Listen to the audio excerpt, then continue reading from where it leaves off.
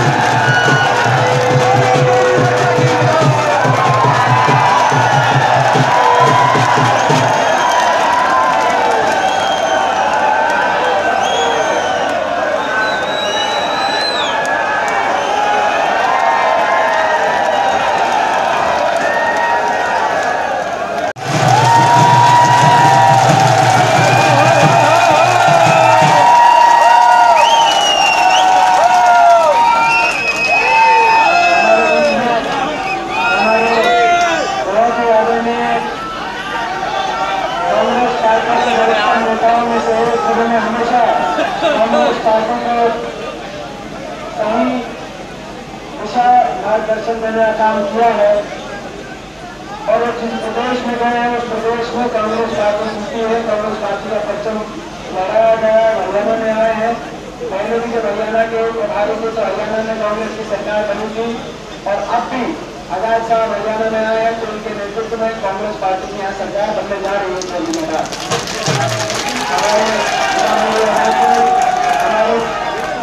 Coordination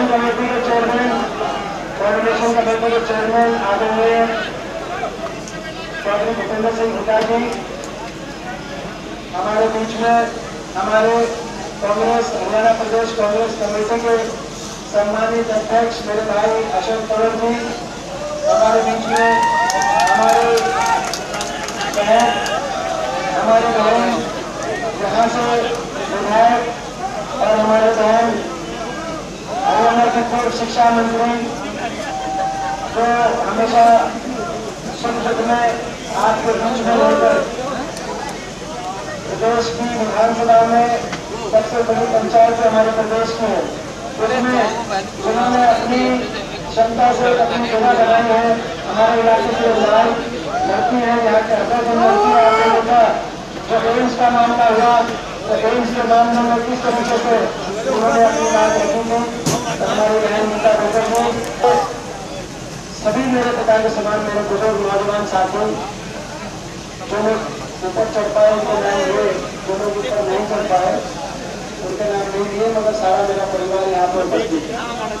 Lok Sabha का चुनाव आपके सर पे है और एक बड़ा फैसला आपको करना है। देश को और हमारे प्रदेश की राजनीति की दिशा का फैसला इस चुनाव से, रोहतक लोकसभा सीट के चुनाव से देश की और प्रदेश की राजनीति का दिशा और भविष्य का फैसला होगा। ये इलाका हमारा, ये इलाका दिल्ली के नजदीक है। दिल्ली के एक तरफ गुड़गांव, नोएडा, गुड़गांव और नोएडा में वो इलाका बहुत आगे गया, मगर इस इलाके की पूछ नहीं हुई थी।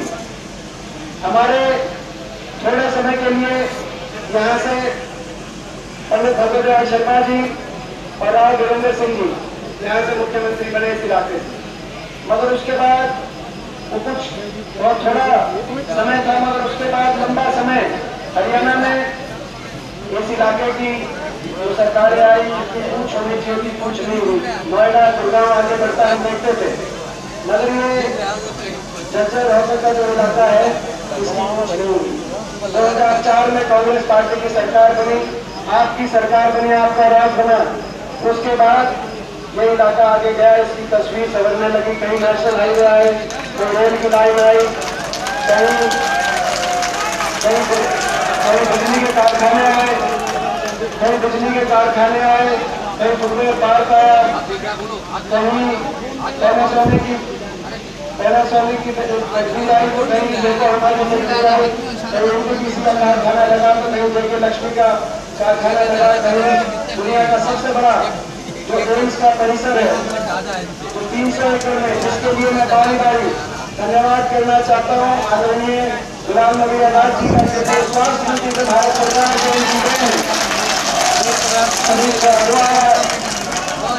आयुर्वेदिक डॉक्टर आए और ये झज्जर जो हमारा शहर का नाम के लिए नगर एक कस्बे जैसी सूरत थी झज्जर की, आप सभी याद होगा कोई नेशनल हाईवे झज्जर को टच नहीं करता था।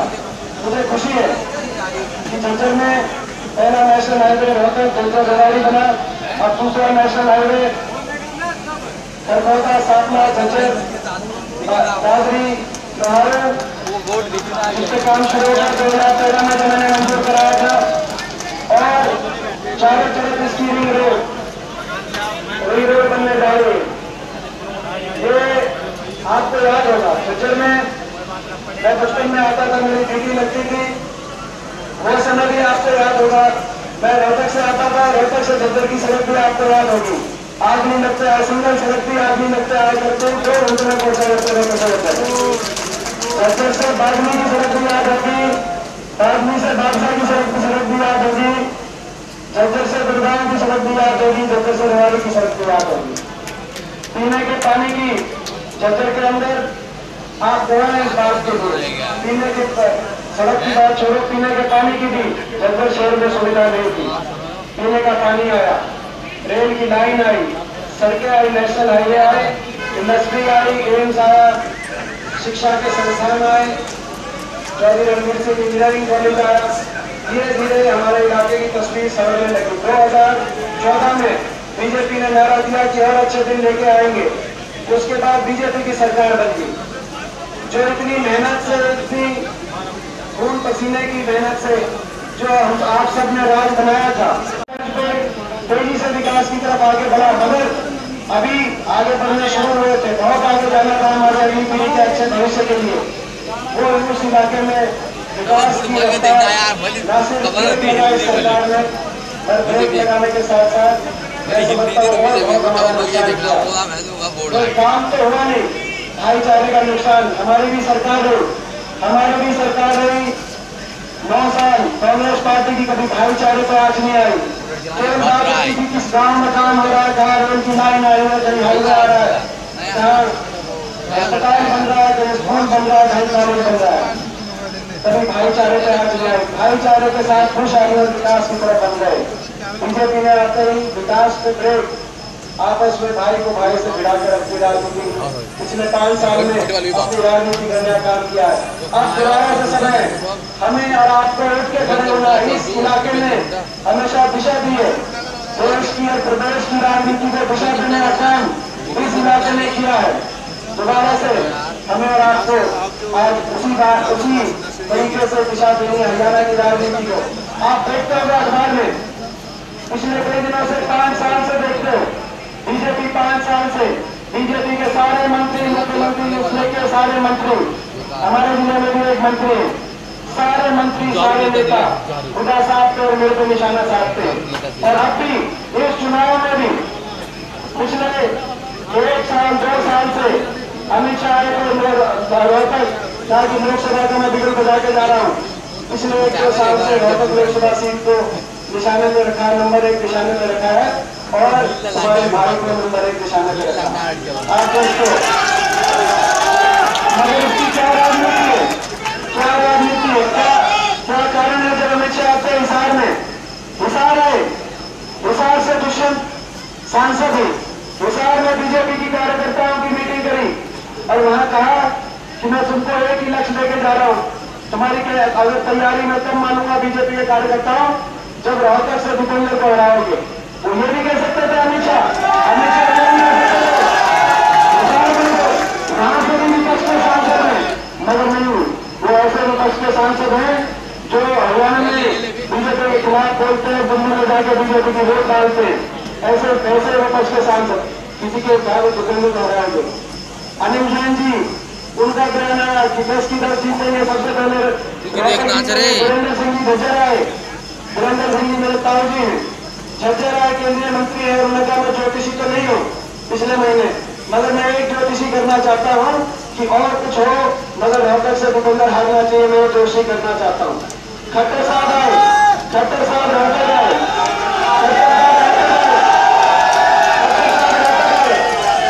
खट्टर साहब रोहतक आए। मैं मेरे को 2 मिनट अपने दिल की कहने दो कि मैं सुनता हूँ इनकी बात। खट्टर साहब रोहतक आए, कहने लगे कि भूपेंद्र प्राइवेट लिमिटेड बच्चा है, लोकसभा में चुनाव में हमारा एक ही लक्ष्य है, भूपेंद्र को रिटायर कराना है, भूपेंद्र को घर बिठाना है। मैं जब देखता हूँ बयान 5 साल हो गए, 5 साल के बाद आप भी अपने काम बताओ, कौन सी रेल बनाई, कौन सा हाईवे बनाया, कौन से एम्स लेके आए, कोई आपने बिजली का कारखाना लगाया, कुछ काम बताओ। मगर 5 साल के बाद भी चुनाव में केवल हमारे खिलाफ बोल के आप काम चलाना चाहते हो।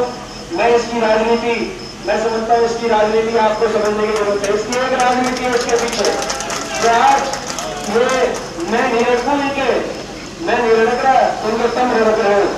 ये राजनीति इसके पीछे एक राजनीति है, इसके पीछे एक राजनीति है। राजनीति ये है कि यहाँ का जो नतीजा है, जो इससे घबराए हुए, यहाँ का जो नतीजा है वो आने वाले समय में यहाँ से आपकी बड़ी जीत होती है। जिस दिन आपकी बड़ी जीत यहाँ से होती, तो उस दिन 10 की 10 सीट हरियाणा से नगर ने आज दिया है होगी। खट्टर सरकार का सेवा से बनने का काम होगा। उनकी एंट्री की शुरू होगी, रास्ता दोबारा बनने का रास्ता मिलेगा। ये राजनीति ना तो भाई, ये राजनीति ना तो तुम बताओ, मना भाई तुम बताओ, ना तो मना तो इनकी छोटी भी नहीं खोल रही बात है।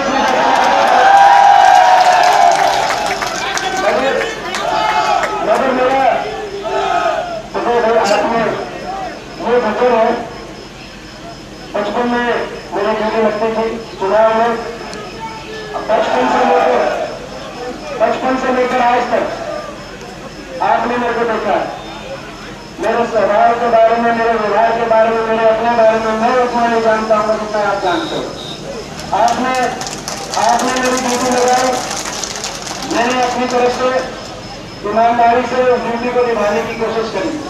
मेरा प्रयास रहा कि आपकी आवाज राजनीति से भी ऊपर उठ के देश की सबसे बड़ी पंचायत में आपकी आवाज अच्छे से रखो, आपका मान सम्मान ऊपर रहे, ताकि आपको कोई उठाना ना मिले कि आपने गलत आदमी में अपना सांसद बनाने का काम किया है। मेरी हमेशा कोशिश रही कि मैं सबका मान सम्मान करके चलूँ, सत्ता में भी रहे, सत्ता के शिखर में भी रहे। 10 साल हमारी सरकार रही, विपक्ष में भी रहे, आपने सत्ता में भी देखा, आपने विपक्ष में भी देखा। मैंने हमेशा ये कोशिश करी कि मैं अपने सभी बड़े बुजुर्गों का, छत्तीस बिरादरी का मान सम्मान करके अपने विकास कार्यों की देश की पंचायत में आपकी आवाज उठा। मैं समझता हूँ आपका बेटा, आपका भाई हूँ, कोई उठाना मिल सकता है, मगर ये उठाना कम से कम नहीं मिल सकता कि मैंने इन 14 सालों में मैंने किसी एक आदमी के साथ भी भाई मैंने ऊंची आवाज में बात करी या गर्म होकर बात करी है, ये उठाना नहीं मिल सकता। मेरे पे गर्म हुए होगा, मैं किसी पे गर्म हुआ होगा भाई। मैंने हमेशा एक मर्यादा रखकर मैंने कोशिश करी है। भाई ये सारे पीछे लगे हुए हैं, एक देखो ये बड़ी ताकतवर सरकार है, ये जो मोदी सरकार है, ये जो केंद्र सरकार है, देश के धन पे इनका कब्जा हुआ है, देश के मीडिया पे इनका कब्जा है, हर चीज पे इनका कब्जा है। मेरा तो हम भी आप हो, मीडिया भी आप हो, मेरा तो सब कुछ आप हो, मेरी तपस्या आप हो।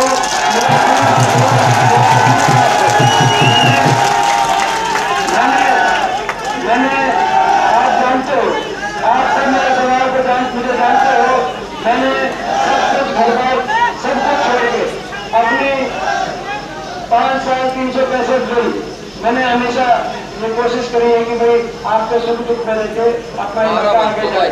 मैं देखो खट्टर साहब ने कहा था, जो मैं कह रहा था कि खट्टर साहब ने कहा कि हमारा लक्ष्य है कि भाई प्राइवेट लिमिटेड बच्चा है, इसको घर बिठाए रिटायर करना है। वो दूसरी बात है, हरियाणा में ओवर एज की उम्र, रिटायर की बात कर रही है मेरी, हरियाणा में तो ओवर एज की उम्र 40 पे आदमी और होता है, तो मेरी भक्ति की कसर रही है।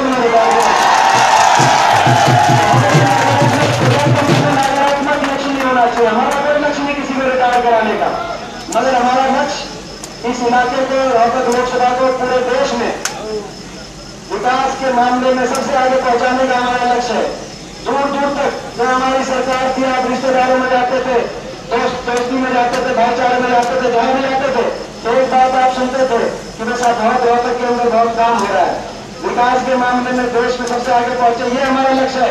किसी को रिटायर कराने का नकारात्मक लक्ष्य नहीं, हमारा लक्ष्य है कि भागवती मेट्रो जो मैंने मंजूर कराई थी, जो साखोल में आखिरी खंभा है, वहीं का वहीं पड़ा, 4 शहरों को मेट्रो से जोड़ने का काम हमारी सरकार में हुआ था, गुड़गांव, भागलपुर, बल्लभगढ़, फरीदाबाद।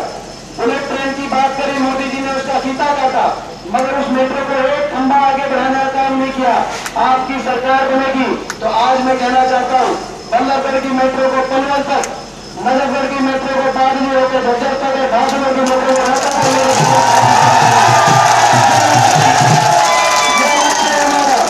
हमारा लक्ष्य है कि महंगा एयरपोर्ट जो इंदिरा गांधी एयरपोर्ट के बाद दूसरा एयरपोर्ट महंगा मंजूर कराया था, वो एयरपोर्ट महंगा लगे। हमारा लक्ष्य है, हमारे समय 30 बड़ी फैक्ट्री रोहतक लोकसभा क्षेत्र में आई थी, IMT रोहतक के अंदर, खेड़ी साहब फुटवेयर पार्क भागलपुर के अंदर, और ऐसी रिलायंस के अंदर पैनासोनिक, डेंसो जैसी 30 बड़ी फैक्ट्री, ठेके सीमेंट जो हमारी झारखंड और कानपुर में आई, 30 बड़ी फैक्ट्री आई थी। 5 साल में बीजेपी सरकार ने एक कोई कारखाना पूरे रोहतक लोकसभा क्षेत्र में, एक कारखाना छोड़ो, वर्कशॉप भी इन्होंने लगाई है। हमारा लक्ष्य है, हमारा लक्ष्य है कि पिछली बार 30 फैक्ट्री बनी थी, अगली बार आपकी सरकार बनेगी तो 50 बड़े उद्योग लगने चाहिए। जो बादशाह के अंदर, एम्स के अंदर 11 बड़े संस्थान मंजूर करे थे, गुलाम नबी आजाद जी की कलम से 11, और डॉक्टर मनमोहन सिंह जी की कलम से, राहुल गांधी जी के आशीर्वाद से 11 बड़े संस्थान मंजूर हुए थे। एक अस्पताल का काम डॉक्टर मनमोहन सिंह जी ने फाउंडेशन शुरू करा, नेशनल कैंसर इंस्टीट्यूट, उसका काम पूरा कराया। केवल जब वो फाउंडेशन रख के मेरे से पूछ रहे थे कि भाई इसमें आपने देखा, उस मामले में भी क्या हुआ, मैं आजाद साहब को बताना चाहता हूँ।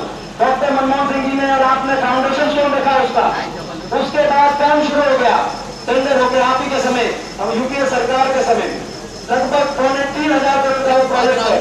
उसके बाद इन सरकार बनी तो पहले कहा कि हम दूसरा पत्थर रखेंगे मोदी जी का, मैंने कहा कि अगर डॉक्टर मनमोहन सिंह जी का और आजाद साहब का पत्थर किसी ने अगर डिस्टर्ब करके दूसरा पत्थर लगा तो फिर मैं दूसरे पत्थर को ट्रैक्टर लेके और ट्रैक्टर को लेकर उसके बाद उसकी भूमि पूजन करी, और भूमि पूजन में पहले मेरे को निमंत्रण दिया, और जिस दिन भूमि पूजन होनी थी, भूमि पूजन करी, काम चल रहा बीच में भूमि पूजन, उसके बाद जिस दिन मेरे को निमंत्रण करके मेरे को जाना था, उस दिन फोन आया मेरे पास डीसी का कि भाई आपको कहा है कि आप इसमें मत आओ। मैंने किसने कहा है? क्योंकि हमारी स्टेट की कैबिनेट ने कहा है, हमारे मुख्यमंत्री ने कहा, हमारे मंत्री ने कहा है कि हमारी कैबिनेट ने फैसला किया कि आप इसमें मत आओ। मैंने कहा मैं बतौर सांसद मेरा हक बनता है, तो ये आपके के आने पे प्रतिबंध है। मैंने कहा ठीक है, मैं बतौर नागरिक तो आ सकता हूँ, क्योंकि आपके इश्तिहार में लिखा है सभी नागरिकों का स्वागत है उस अपना प्रोग्राम में।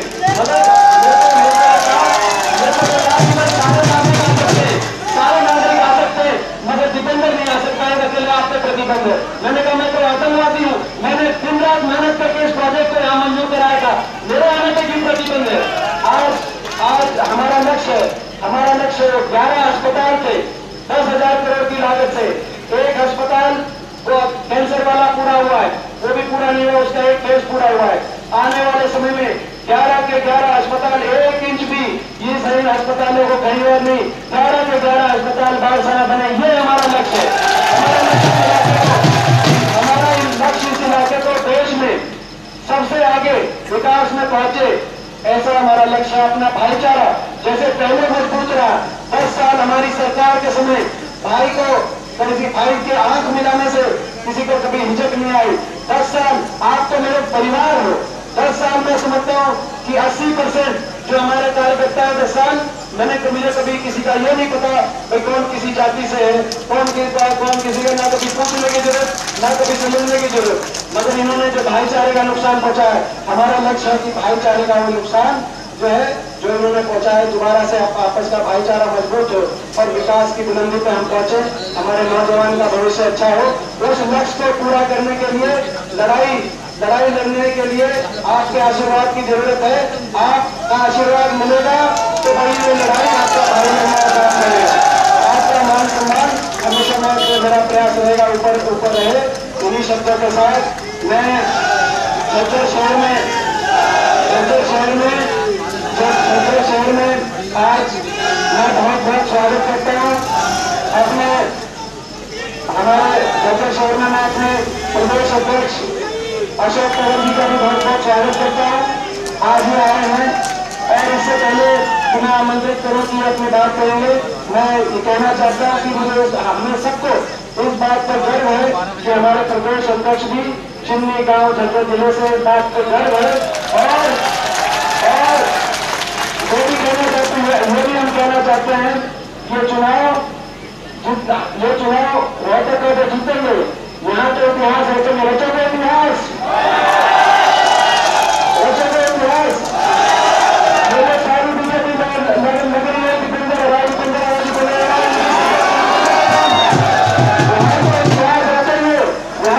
रचेंगे, मगर सिरसा में भी पहुंचना है, सिरसा में भी पहुंचना है। सिरसा में भी जिताने की जिम्मेदारी जितना सिरसा वाले की है उतना हमारी भी जिम्मेदारी है।